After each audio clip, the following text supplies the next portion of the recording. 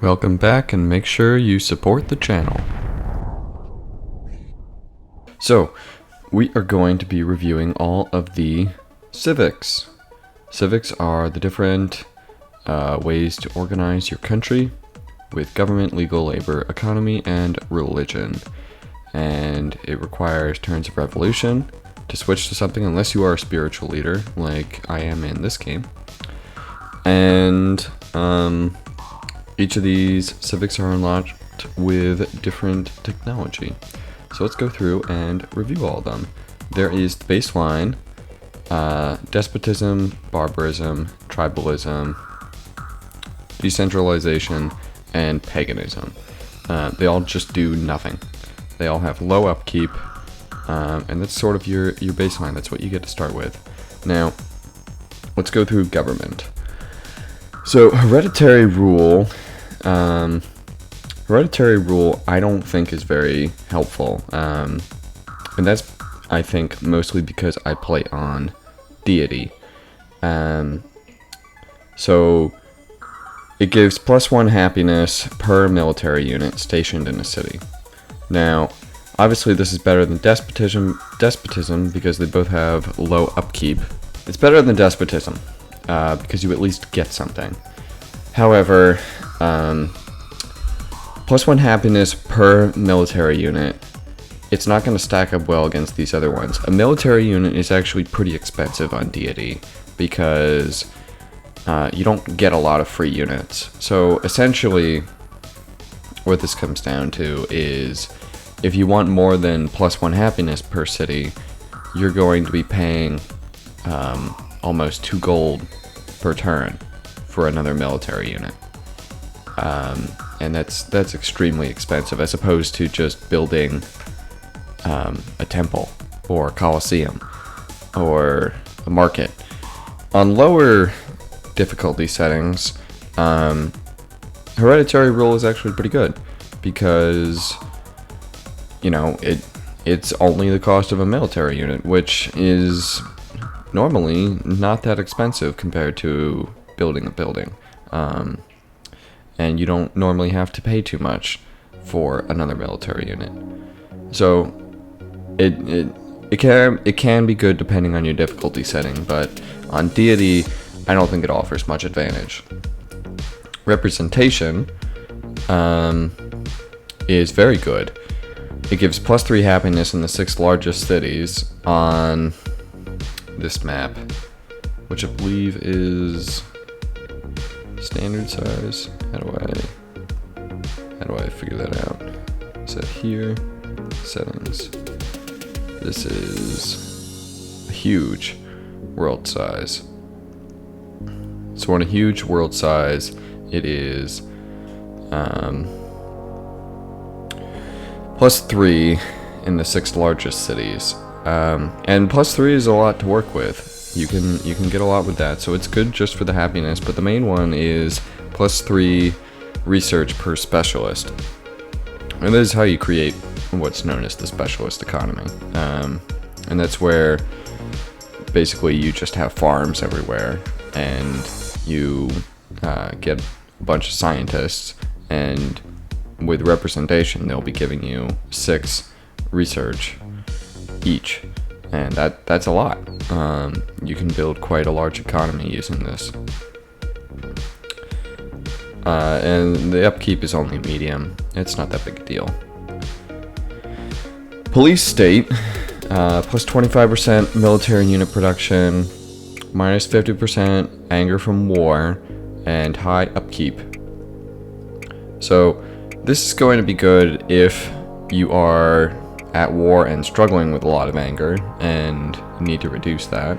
If you are at war or preparing for war by building a lot of military units, although it costs a lot, you know, compare police state to hereditary rule, and at least with this save file, I'm looking at about 140 gold per turn in extra cost, but you know, I get so much extra production from this that it is beyond worth it for me. I get more, well more than 140 production from this because of the number of cities I have and the amount of production in them. So it's definitely worth the upkeep. And then I am at war, and I believe I was struggling with the anger a little bit. So the minus 50% war anger is definitely a bonus there. Universal suffrage is only medium upkeep, and it gives +1 production from a town. That's obviously very good if you have towns.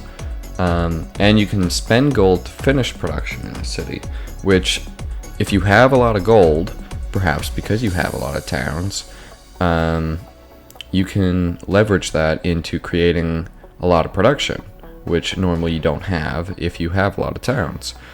Now, the conversion factor without the Kremlin is going to be 3 gold to 1 production, so it's quite expensive. But you can use this to invest in a lot of cities and quickly finish things, maybe certain buildings that pay off over a certain period of time, or to quickly build up an army, which will allow you to go to war or whatever. So of these, my least favorite of the 4 that you can switch to is probably hereditary rule. I get it because I have to. It's a main advantage. You get it so early in the game. These other ones are much later in the game. Police state, normally you get last.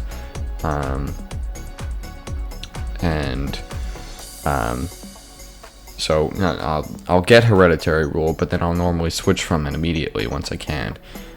Sometimes, there isn't a point switching to representation, because that's normally the next one you get, and I'll just wait for universal suffrage. And that's because if you don't have any specialists and you're fine with the happiness, then representation doesn't really offer you anything except a higher upkeep. So you could switch or stay with hereditary rule. Hereditary rule can also be better if you don't have a lot of towns, you don't have a lot of money to spend, and you're not building a lot of units, and you don't have the specialists. That's kind of a rare situation, but it has its uses. My favorite is probably representation, but I do also very much like universal suffrage. Representation can just win games. You can build an extremely powerful economy this way. Universal suffrage, I think, is fun because you can do some interesting things with justifying a lot of smaller cities and building some buildings in them to try and increase the size of your economy. Okay.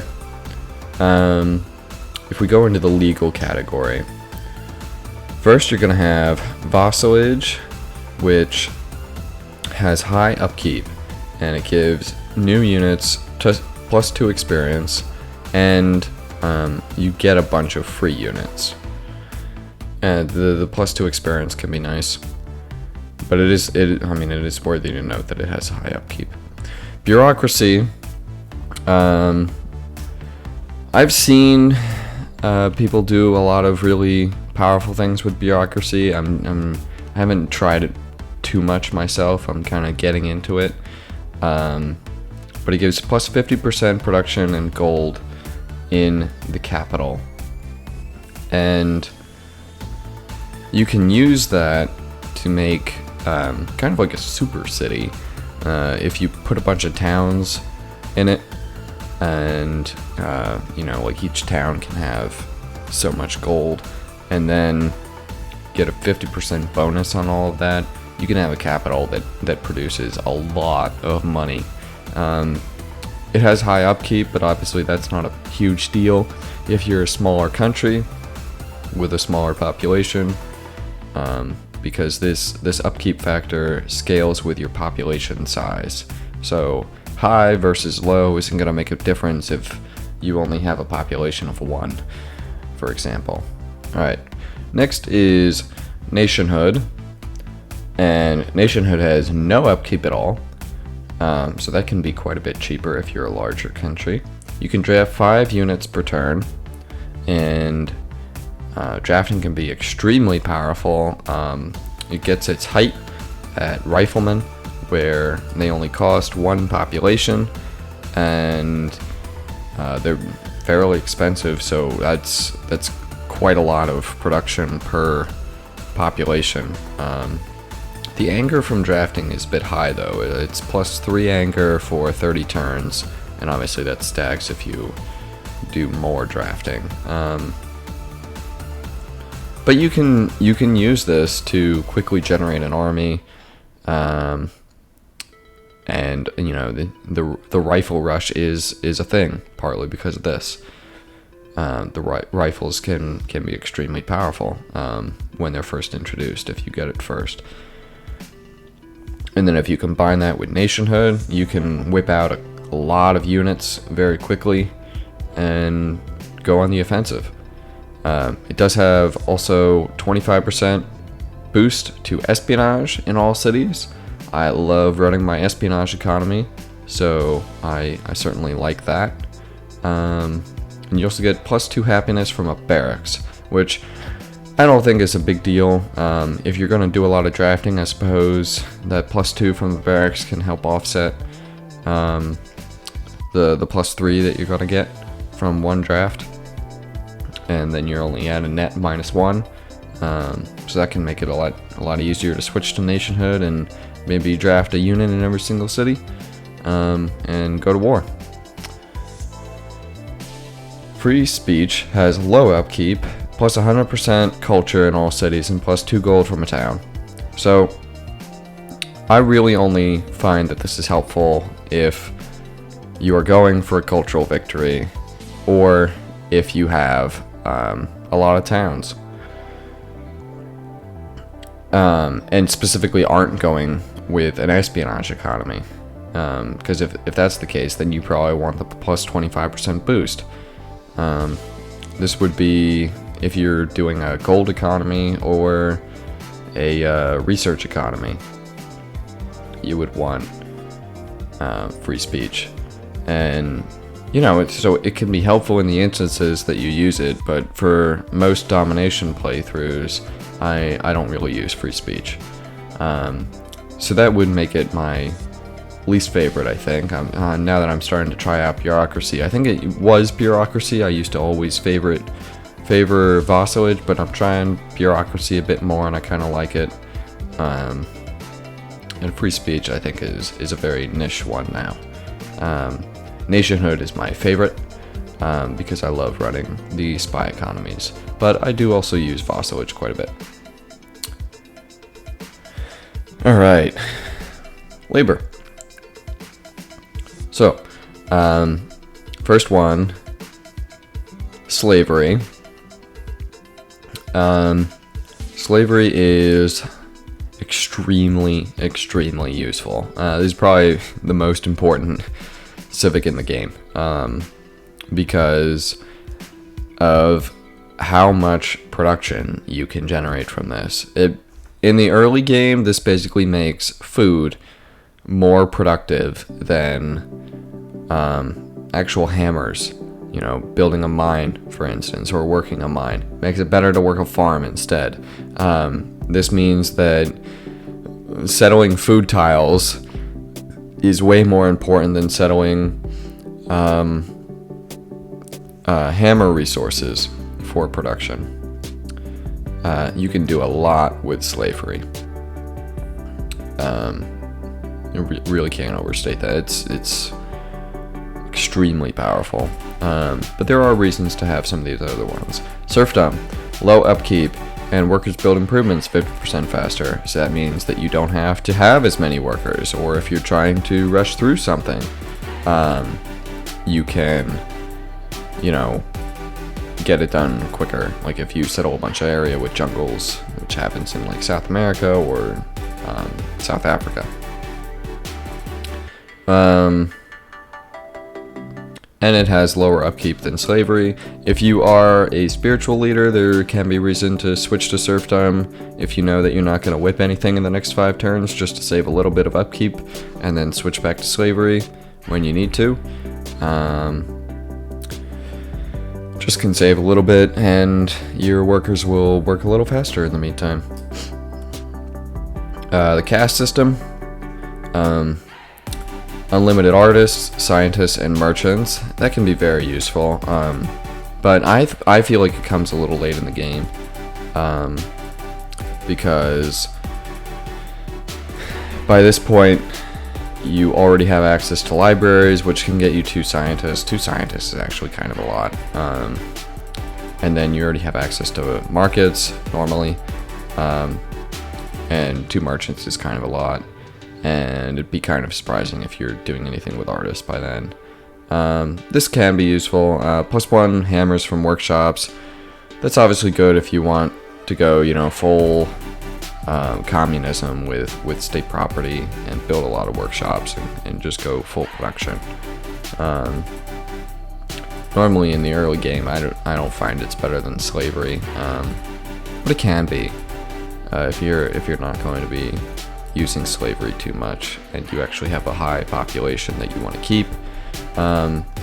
If you have a specialist economy early on with the pyramids, and you have really, really tall cities, and you're running out of like scientists that you want to use, you could get caste system and then get more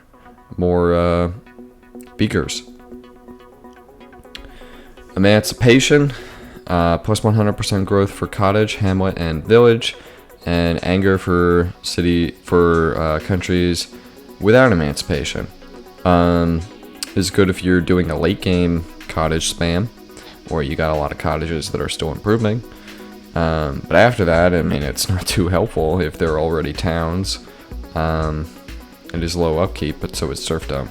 Basically, you switch to this because all the other countries switch to it, and you need to avoid the anger. It is my least favorite because it doesn't really give me anything. It's kind of annoying, and it's just kind of something that you have to do because all the other countries force you to do it. My favorite is slavery because you can do so much with that. Okay, that doesn't mean I like slavery as a concept. It's just bad. Okay, just get that out there. Okay, economy. Mercantilism. Medium upkeep. +1 free specialist per city. No foreign trade routes. And foreign corporations have no effect. So there's a lot going on here. Medium upkeep is pretty standard here. +1 free specialist per city. Now, normally I'm playing wide. And +1 free specialist is going to be like a scientist, which can be worth, up to 6 beakers if you have representation, or a merchant, which can also be worth 3 beakers and 3 gold. I guess gold. So, you can be worth a lot, but no foreign trade routes is going to be very painful. If you don't have a coastal city, then the only ones that you can trade with are yourself, and all those trade routes are going to be 1 gold each. If you have a coastal city, then they'll, for each one that you have, all your cities will trade with it, and you can get 2 gold for a trade route with it. So if all your cities have 2 trade routes, which would be standard for the early game, with the one that you will get for just having a city, and then the second one that you get from currency, you would want 2 cities of your own on an island, and then all of your cities would trade with those places, and they would all have 2 gold per trade route on all their trade routes. Now, foreign trade routes are always going to be a minimum of 2, and can get a lot higher depending on the size and the amount of gold that those foreign cities produce. So for every single city, you might be looking at -1 gold per trade route. And that's not a big deal if you are only looking at 2 trade routes and it's -2 per trade route. You can justify a free specialist over that, or with just the +3 versus the -2. But you can't do that if you don't have developed cities, and all those specialists are just going to go into simple workers anyways, and you can't put them into scientists. You might have to get the caste system to make that worthwhile.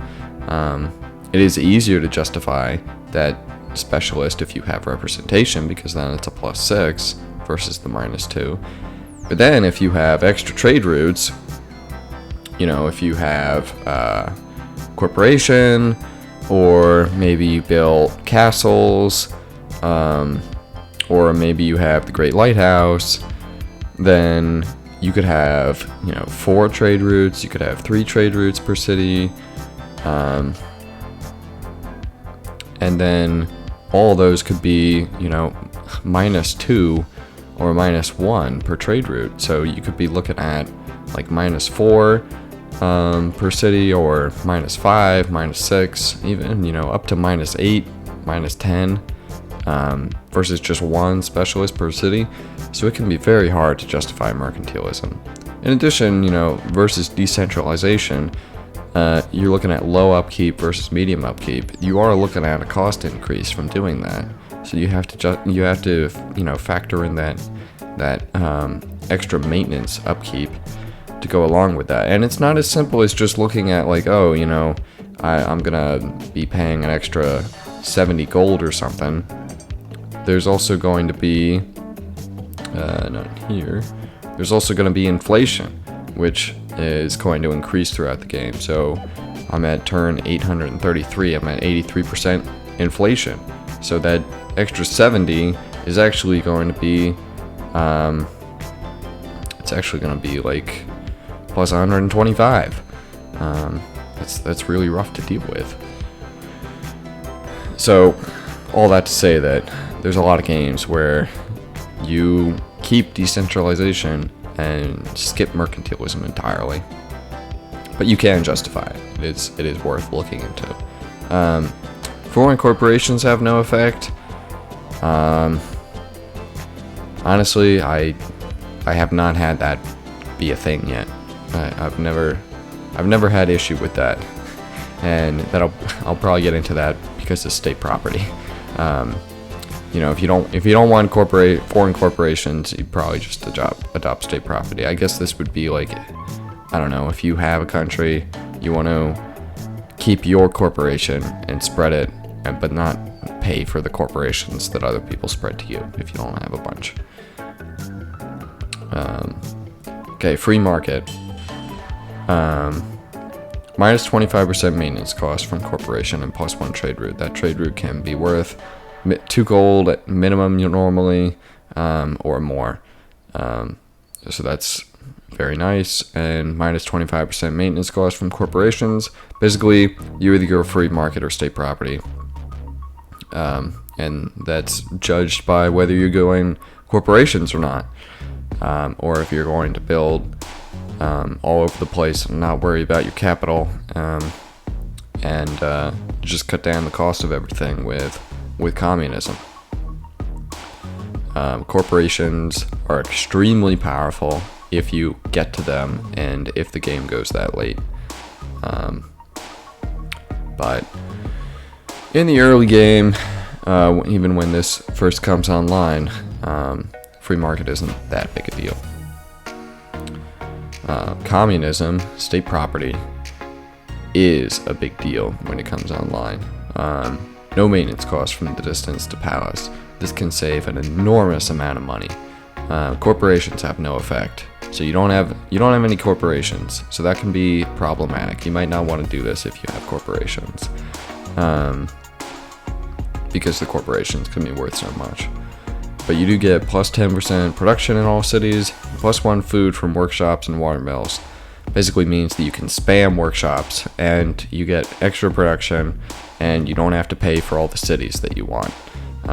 You can justify cities pretty much everywhere, even on little islands, just because they will generate enough gold from trade routes, and this is extremely powerful. I use it in almost every single game. Environmentalism. Well, I may have never used this. Medium upkeep, 25% addition to maintenance costs from corporations, which is bad. Plus 6 health in all cities, which, I guess, I don't know. Plus 2 gold from windmill and a forest preserve, and plus 2 health from public transport. Okay, so say you have public transportation everywhere, and you have, so that means that switching to environmentalism means plus 8 health. You're only going to do that if you're actually getting that benefit. So plus 8 health means you're actually getting plus 8 food from that, which isn't unrealistic if you just got a bunch of factories and coal plants, and now you're generating a bunch of unhealthiness. But this is only, if additional population causes additional unhealthiness, then that means that the plus 8 food is only worth like 2 2/3 of population.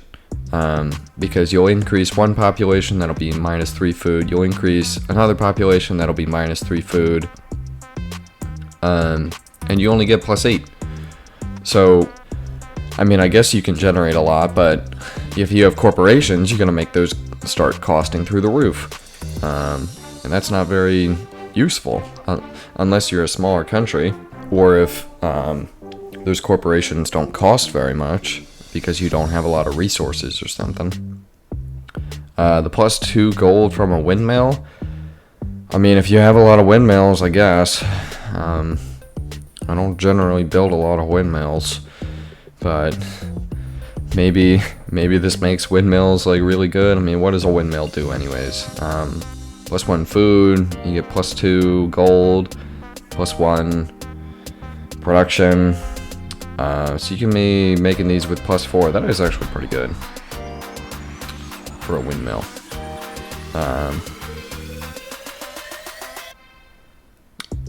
Versus having plus 3 production from a mine. I don't know, I mean, I could take it. I think this makes a windmill compete with a mine, though. It doesn't make it better than a mine. I'm gonna exit. Okay. So I don't think environmentalism is very good. I think I like it the least. I think mercantilism is better. And state property is my favorite. I just don't get to corporations very often. Doesn't really make that big of a difference to me. I could try to play more games to that era, but normally the game's already over by then. So, all right, now religion. You got organized religion.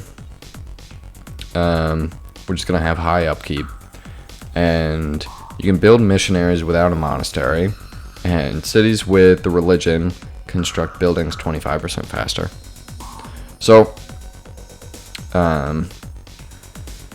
this has, I mean, all these are different points. So high upkeep, because I'll get to that last, because it really depends. You need to be able to justify it. You're going to be, like, assume that the build missionaries without monasteries doesn't matter, because for the most part it doesn't.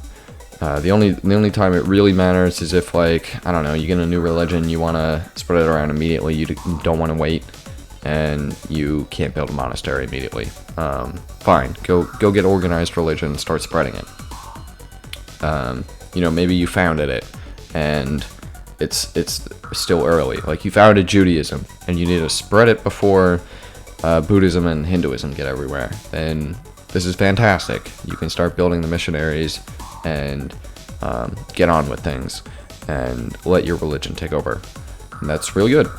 But for the most part, this doesn't make too much of a difference. Now, besides that, you have high upkeep, and cities with the religion construct buildings 25% faster. And this does not factor into slavery. So that's an important note. So if you use slavery, you don't get that 25% boost. So, then you're looking at, like, okay, how much extra money am I going to have to pay for this? And how much extra production do I get? If I'm building the buildings, I have to actually be building buildings. I can't be building units or building wealth or something. I have to be building buildings. And how much extra production do I get? And is it worth it? Sometimes it is, sometimes it isn't. You know, sometimes you might want to just keep paganism. You don't have to convert. Or revolt, or I would convert to a religion, but whatever. Theocracy is the warmongers civic. So you can't spread non-state religions. That is usually okay. Unless you're doing a cultural victory, it's rare that you need all these religions in your territory. It's a lot of production if you want to like build spread religion that isn't one that you founded and that you're getting money for, and build temples that way. That's kind of a expensive way to add happiness. I don't know, I guess you could be gearing up for a free religion switch later when all that happiness would come into play, but for the most part I wouldn't be super concerned about not having other religions spread into your territory, unless, you know, maybe you want to convert to those later. Maybe you need options. Options can be good, but, you know, maybe this just gives you the military edge that you need to go and take cities that are that religion, and then you can gain it into your territory. And you can still spread non-state religion yourself. Other people can't spread it to you, but you know, if I'm theocracy and Jewish, I can still build Christian missionaries and spread them to my cities. That still works. Pacifism. Oh, and I guess I should say that the +2 experience points is helpful. It's just helpful. If you don't have vassalage and you, I don't know, build a longbow or something, it's going to have 5 experience with barracks. And that's 2 upgrades. That's good. Okay. Pacifism. No upkeep, but you pay for military units, and you get 100% birth rate in cities with a religion.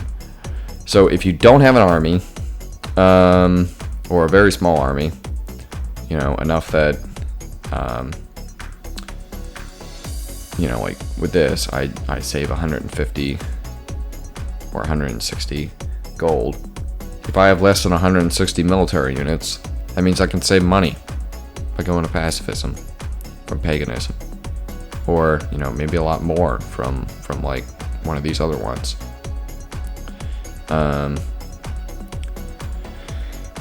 So, you know, this can be just something that can reduce cost if you don't have a large military. If you do have a large military, well, it's not for you. The 100% birth rate in cities with the religion, it's helpful for a cultural victory, or, I don't know, maybe if you're doing a specialist economy with no military. But other than that, I don't feel like it's that big a deal. Free religion. Free religion is tough. I play marathon games, and because I play marathon games, everyone tends to end up with the same religion.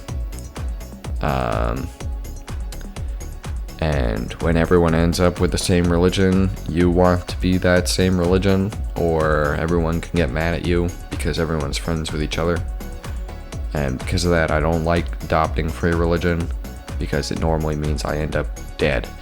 But in different scenarios, free religion can be great, because, you know, if you have a fractured world religiously, you need to try and toe the diplomatic line. And you know, I've adopted free religion before just to deal with the diplomatic pressure. so that people stop bothering me. You know, you don't get relations boost because you're the same religion, but you also don't get relation problems because you're a different religion from other people. It's a great way to toe a middle line. It's low upkeep, which is pretty cheap, and you do get happiness if you have a bunch of religions. Normally I don't play that way, but I don't know, you could. You can actually make, if you have a bunch of religions that you can spread with different monasteries, it's a really cheap way to get happiness. Assuming that the missionary actually succeeds. A lot cheaper than buildings. And plus 10% beakers in all cities. So it pairs well with the specialist economy. Any kind of research, if you're doing research, that it's a 10% boost. Who doesn't want a 10% boost? So of these, my favorite is normally theocracy, because I like to go to war. I like to have that extra 2 experience. Normally I have vassalage to get it for me anyways, but the extra experience never seems to hurt. Organized religion I tend to think is pretty expensive, and I use a lot of slavery to build buildings, which again doesn't actually get this boost. So normally I'm building units or I'm whipping buildings, not really dealing with organized religion.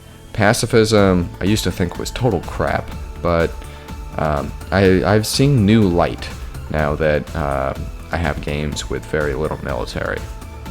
I recently used it in the Montezuma diplomatic victory because I needed one of these 4, I guess, and because I had no military, this was actually a way to save money. And free religion, I actually think the free religion might be my least favorite because of the scenarios that I play on. With Marathon, it's just usually not worth it because of the diplomatic problems that it creates. So, what does that mean? That means normally I like to do representation, nationhood, slavery, state property, and theocracy. So judge that what you will. This is my little utopia. Seems like a great place to live. That's all for now.